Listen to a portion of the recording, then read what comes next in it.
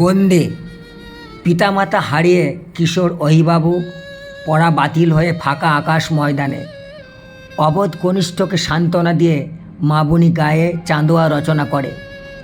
সুখ কাকে বলে বিশ্ব মাঝে ঘন অন্ধকার ঠেলে প্রিয় হয়ে ভাসে।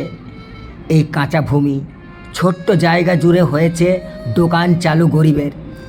ডাল চাল তেল নুন নিত্য খাদ্যের সামগ্রী। কালো চামড়ায় সাদা দাগ জমে থাকে ময়লা অভাবের। এখানে জোটে ছোট পয়সার খাদ্য, নিশ্চিত মিলে কেউ যায় না ফিরে।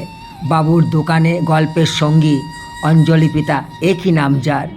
সুখ দুঃখ ভালো মন্দ হয় বন্টন।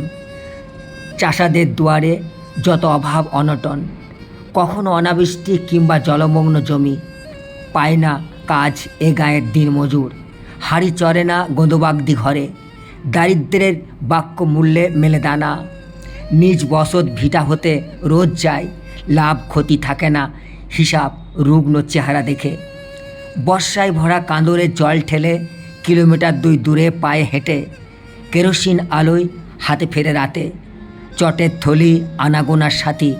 জ্ঞাত অজ্ঞাত মানুষ করে জিজ্ঞাসা, না থাকা ওদের কি হয় দোকানে? নীরস হাসিতে আসে উত্তর, আমি ওদের প্রয়োজনে কি থাকে কি পাবো রইল হাতে কি। কোনো দিন কখনো দেখিনি ভেবে। নরম হৃদয়ে মায়ার জনস্রোতে ঘিরে আছে বিবেক সত্তা। 4 দেওয়ালের কক্ষে 65 বছর কেটেছে ঘষা মাজায়। টুকরো টুকরো হয়ে উড়ে ওদের যন্ত্রণা, অস্থি মজ্জা রক্ত কণিকায়।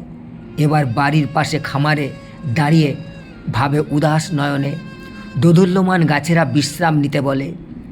পাড়ার তুষার বাবা নিয়ে যায় ডেকে। বেলান্তে পিছনের মন্দির চবুতরে বলে, মার কাছে চাই দীর্ঘায়ু, তুমি কি প্রার্থনা করো শুনি? উত্তর দেয়, ছিন্ন হৃদয়ে ব্যথা ভরে আছে, সেই সব কালো চামড়ার দুঃখীদের পাশে থাকার অধিকার খুঁজি। বহু দূর অবধি খবর যায় ছুটে, ওই বাবুর বন্ধ দোকান কুয়াশায় মোড়ে। মায়া ঠেলে মাবনি গ্রামে রাখেননি পায়ের ছাপ। বার্ধক্য জীবনান্ত জালে রইল বন্দি।